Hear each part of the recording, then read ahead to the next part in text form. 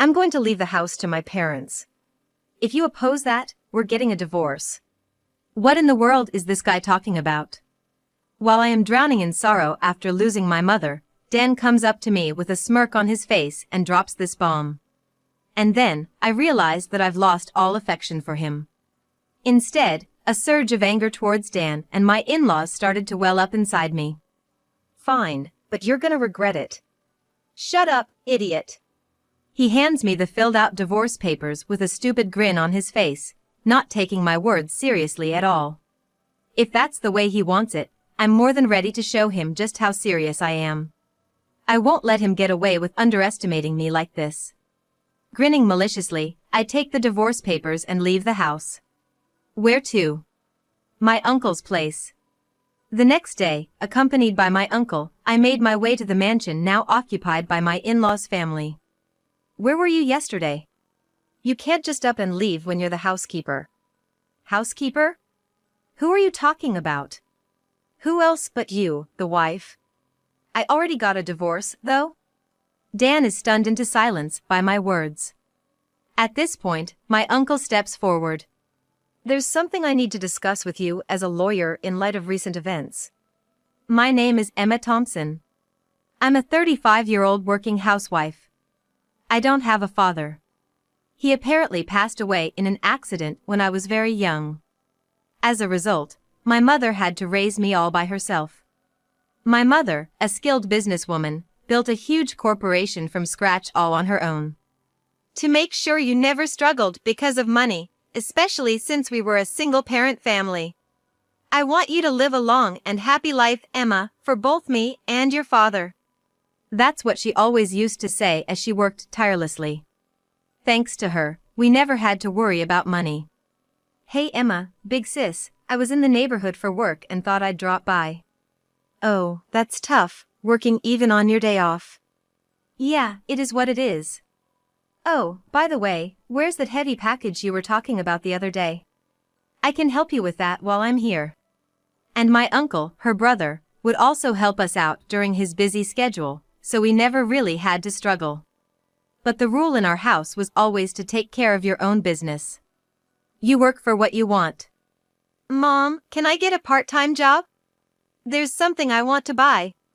Sure, I don't mind. What do you want to buy, though? A book for a certification I want to get in the future. Oh, Emma, you really are such a good girl. So I never shied away from putting in the effort. And my mother always praised me for it. And as a result, today I hold a managerial position at my company. I fell for you at first sight, Emma.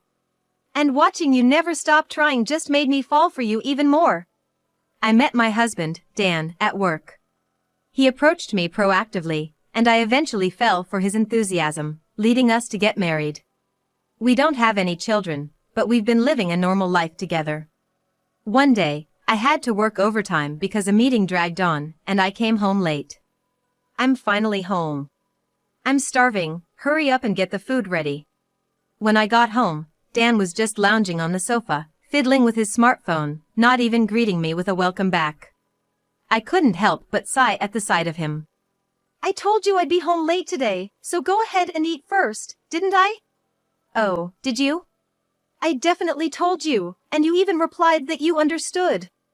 Whatever, just hurry up and get the food ready. Dan continued to lie on the sofa, saying this. Unlike me, he doesn't hold any position at work. He's what you'd call a perennial employee. I always tell him that I want him to do more housework because of this, but he never lifts a finger. He leaves his clothes on the floor where he took them off and doesn't even try to clear away his plates after eating. When we first got married, he used to care about me and actively help with the chores. You know, I've just come back from work and I'm tired. You, on the other hand, have the luxury of lying on the sofa, so at least get your own food ready. Stop nagging. As if you could have kids. At those words, I snapped. It's true that we don't have children. But it's not entirely my fault. Both of us have bodies that make it difficult to have children. That's the same for you as well. It's your fault. We can't have kids because your body is defective. Despite this, Dan always blames it all on me. Perhaps he feels his pride is hurt because I have a position at work and he's not progressing in his career at all. In other words, he's just jealous and taking it out on me. That has nothing to do with this. If I'm defective for working and doing house chores, what does that make you? Who does neither? What did you say? Are you mocking me? That day, we ended up fighting. Feeling sulky, Dan went to bed without eating anything. I was left holding my head, unable to understand his actions. I've worked so hard, and yet. I muttered to myself while warming up some pre-made side dishes. The next morning, it was a rare day off with nothing to do, so I got up later than usual. Dan's not here, huh? He's usually sleeping till noon. He's probably gone to his parents' house or something. Thinking that, I got ready and headed to the hospital. Mom, I'm here. Oh, Emma. Are you off today? Yeah. How are you feeling? Same as always. My mother had collapsed at work the other day and is currently in the hospital. Knowing her, she probably felt unwell before she collapsed, but ignored it and continued working until her body couldn't take it anymore. Even now, she must be feeling unwell, but she's working from her hospital bed. What about you? How are you doing? I'm fine, really. I replied with a smile to my mother, who was asking with a worried look. I can't give her any more to worry about. You know, the row of the trees in front of the office was beautiful again this year. Want to see the pictures I took? Yeah, I'd like to see them. With that thought, I changed the subject. Then, I had a pleasant chat with my mom and left the hospital after a while. Oh, it's from my mother-in-law. Checking my phone, I noticed a message from my mother-in-law. Honestly, I didn't feel like calling her back, but then she started calling me. Reluctantly, I answered. Where the heck have you been? I was visiting my mom at the hospital. What? You left Dan alone to prioritize your own parent? Her shouting over the phone made me grimace. As expected, Dan seemed to be at his parents' house. His mother was complaining about it. You're always putting so much on Dan. A wife should prioritize her husband. Just because you have a position doesn't mean you can get cocky. And you can't even have children. I wish she'd let her grown son live his own life. Dan always hides behind his parents. It's really pitiful. With those thoughts, I brushed her off and hung up. What's wrong, Emma? You look upset. Oh, hi, Uncle. Are you here to visit Mom too? Something like that. Then, from somewhere, my uncle called out to me. There was a man standing behind him. Is he your colleague? Yeah, he might be related to your work in the future. Let me introduce you. Bob Smith. Nice to meet you. He handed me his business card, and I gave him mine in return. Afterwards, my uncle told Bob to go ahead into the hospital because he had something to discuss with me. So, who was on the phone? Yeah, my mother-in-law. I explained the situation with a wry smile. Dan, who doesn't do house chores and runs to his parents' house whenever we have an argument. His mother, who defends him and insults me for being infertile. After hearing my story, my uncle looked troubled.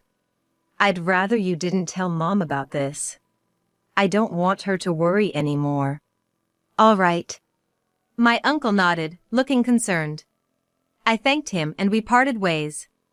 Not long after, something happened. Wait, Mom is... By the time I rushed back to the hospital, my mother had passed away. Stunned by the sudden farewell, I just couldn't catch up and was left in a daze. Unable to think of anything, my uncle firmly supported me and took care of the funeral arrangements.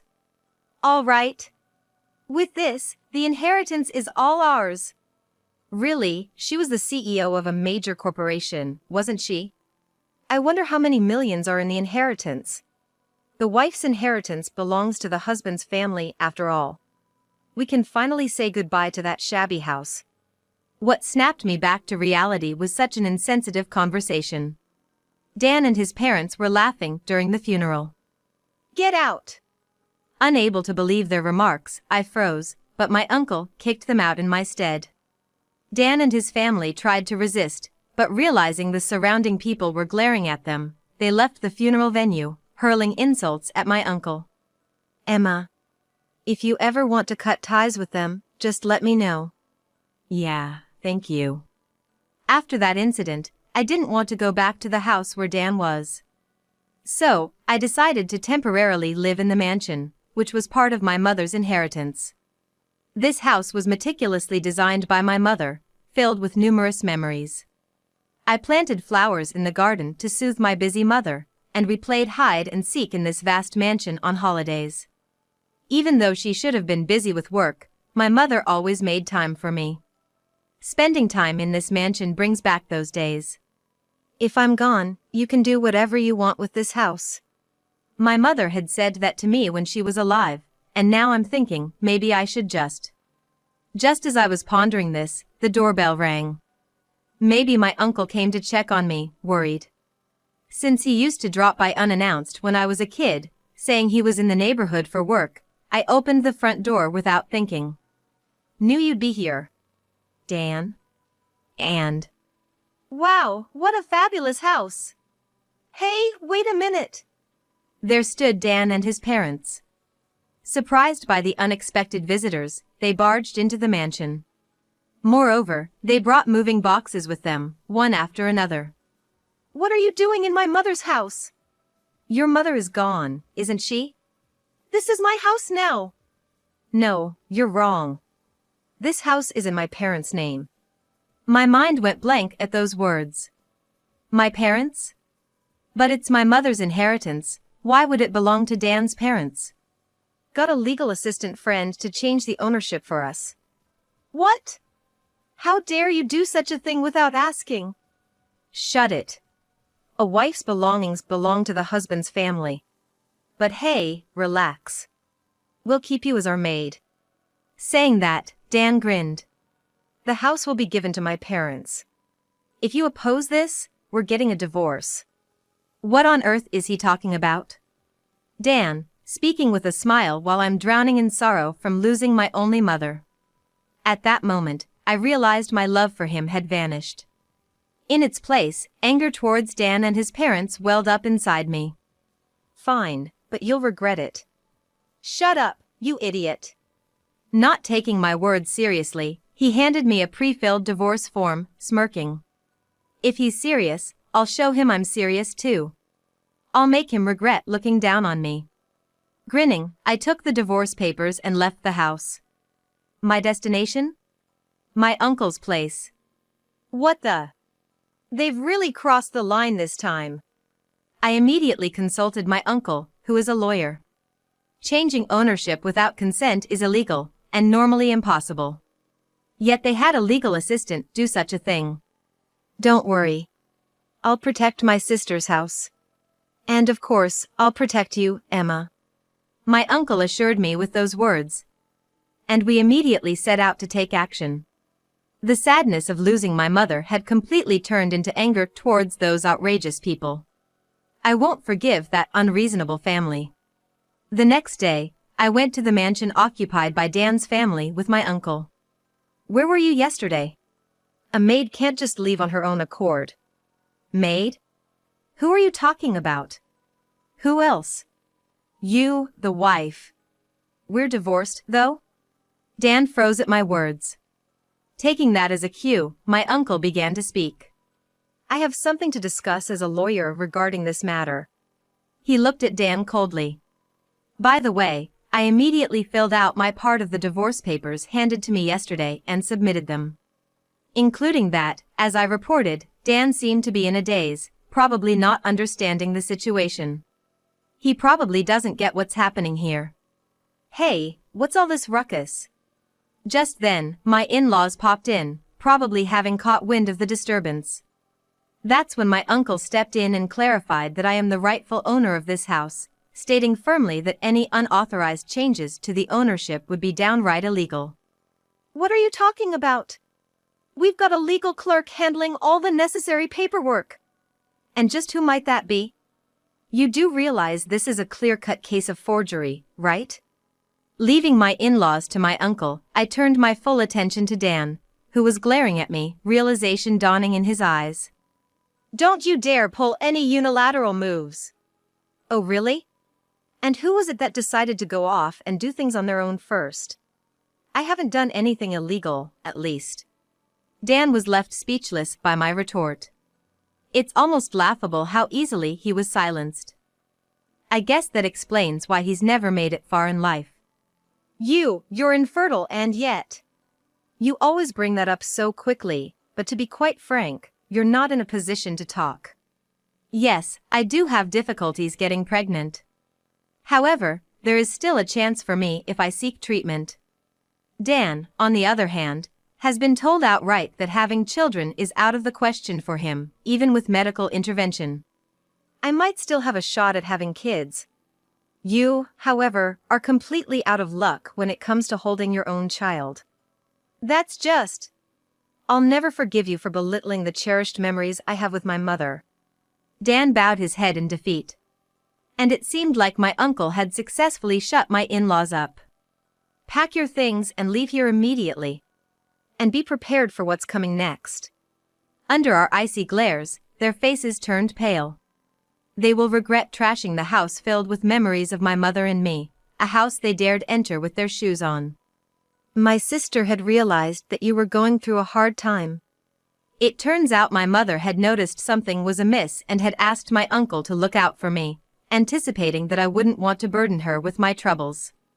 She knew I'd keep quiet, not wanting to cause her any stress. So she asked you to help me in her stead. That's what I heard from my uncle. Further investigation revealed that Dan and his family had been bragging about their plans to swindle my inheritance the moment my mother passed away.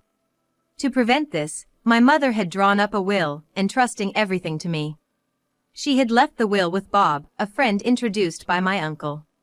Right here, it states that all of her estate is to be left to her daughter, Emma. And she made it clear that she can do as she pleases with this mansion. It was clearly written in the will that had been entrusted to Bob. Dan's face turned ashen as he heard this, and he started to cling to me desperately. Please, Emma, I'm begging you. I've already sold our house, and my parents' house is gone too. What? Why on earth would you do something like that without thinking it through? It came out that Dan had racked up a significant amount of debt behind my back. And all of it was from spending lavishly at nightclubs. He had taken advantage of my busy schedule to frequent these clubs, throwing money at the hostesses night after night. To pay off his debts, he had sold off both our house and his parents' house. Well, that's your problem, not mine. Emma, but you're my wife, aren't you? I was your wife. Now, you've got two choices. Either face the consequences of forgery or buy back the mansion for $3 million. There's no way I can. Selling the houses had just barely allowed Dan to settle his debts. There was no way he could come up with $3 million. His parents were in the same boat. Watching him squirm, I decided to file a police report. And as I kicked the in-laws out and took stock of the mansion, I noticed several things missing. Some of my keepsakes are gone. What's the meaning of this? That wasn't me. My mom said she wanted to sell the stuff she didn't like. So, it turned out my in-laws had taken the liberty of selling things themselves.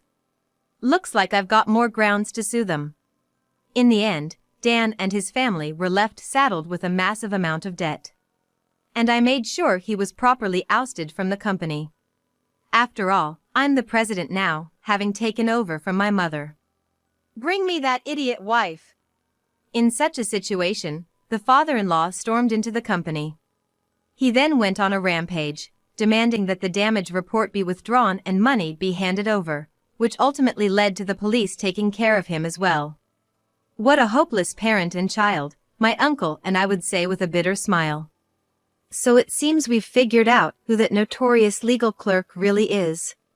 Turns out, that legal clerk was apparently a cousin of Dan's.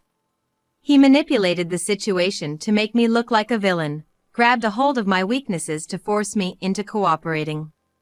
Because of this incident, this cousin has been cut off from his path as a legal clerk, holds a grudge against our in-laws, and has been spreading rumors in the family saying I was deceived. They are demons, leading to our in-laws' isolation. So, I've heard it's quite a quagmire now. Man, that family on the other side seems like they've got some crazy blood running through them. Seems like it. Well, they can just drag each other down for all I care. I have no sympathy for them whatsoever, so that's what I thought. So, have you decided what to do with that mansion? Yeah. I've decided to sell it. Indeed, that mansion is filled with memories of my mother. However, it's been tarnished by my in-laws. Plus, that mansion is too big for one person to live in. If Emma has decided that, then do as you please. I'm on your side. My uncle said, showing his support for my decision. And so, I sold the mansion. Luckily, a wealthy individual looking to spend their remaining years in peace quickly bought it. I said my goodbyes to the memories with my mother and left the mansion behind. From now on, I'll be living alone in an apartment closer to my workplace. Emma! Oh, Bob. I heard from the senior, and I came here. I was approached by Bob right after leaving the office. I owed a lot to him for investigating Dan's family and helping me gather evidence. Would you have some time to spare for me? Sure, I don't mind, and with that, we entered a cafe near the office. Thank you for everything, including what you did about my mother. No. I just wanted to be there for you, Emma. Saying that, Bob looked at me earnestly. Surprised, I still looked back at him. I like you, Emma. What? I know things just settled with Dan, and you might not feel the same way right now. But please think about it when things have calmed down. Saying that, Bob gave me his personal contact information. Honestly, I had noticed his actions. But until now, I wasn't able to see him in that way. I'm serious about this, he said, his face turning bright red. At this moment, I found him endearing. Maybe it wouldn't be so bad to get married again. I thought to myself. Sometime later, my in-laws apparently tried to take back the mansion by breaking into it.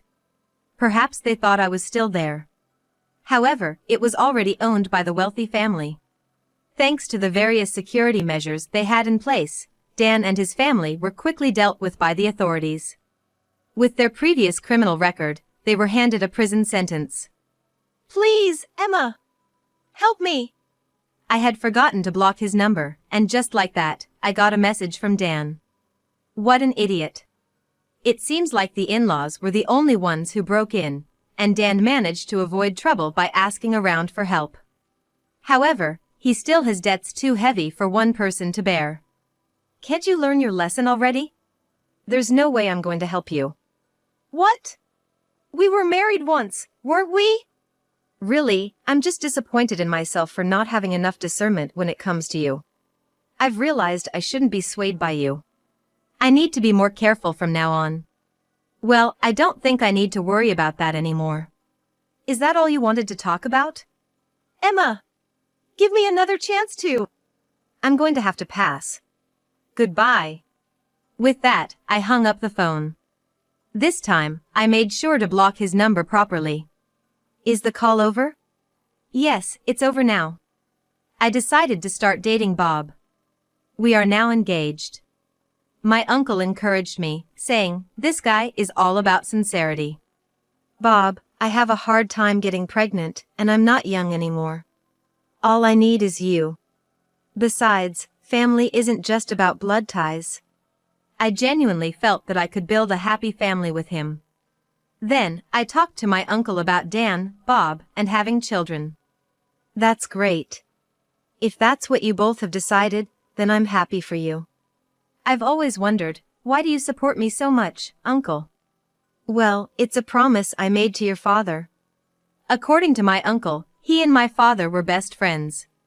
He told me that my father always used to say, "If anything ever happens to me, please take care of my wife and Emma." And to be on your side. I see. Besides, you're like a daughter to me. He said with a smile, and I smiled back. I was really glad that he was on my side. Be happy. Yes, of course. I made a firm promise to my uncle that I would be happy this time. I can't make him worry about me anymore. After that, I married Bob. We enjoyed our life together for a while before deciding to adopt a child. This kid is my grandchild. My uncle also cherished the child. I poured as much love into the child as my mother had into me. Because it's our child, we'll be fine no matter what. Yes, we will. There may be many trials awaiting us in the future. But I believe we can overcome them. I decided to teach the lessons my mother taught me to my child, to be an ally like my uncle, and to convey honest feelings like Bob. That was my vow.